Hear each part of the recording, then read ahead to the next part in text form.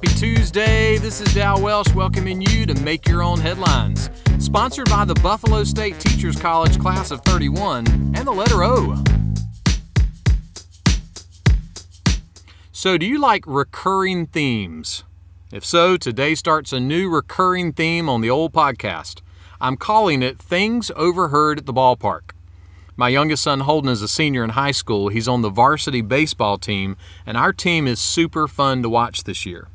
And things overheard at the games are just as fun. So, from time to time over the next couple of months, I will feature one of those entertaining lines. Today's line came from last night's game. One of our players had a tough at-bat and struck out. As he approached the dugout, Ben Sauls, also known as Chief Flowing Hair, gave the perfect line to encourage a fellow player. With a fist bump raised in the air, Ben said, and I quote, "How you doing, baby?"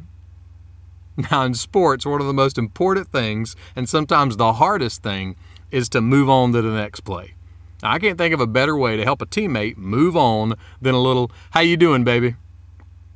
Now, in the Bible, there's a letter to the Hebrews, and in that letter it says this, "And let us look for ways to spur one another on to love and good works." It's a great thing to love people and do good things for other people, but it brings deeper purpose to your life to stir other people to love and do good works. We need to stir people in the direction of what is good and right and loving.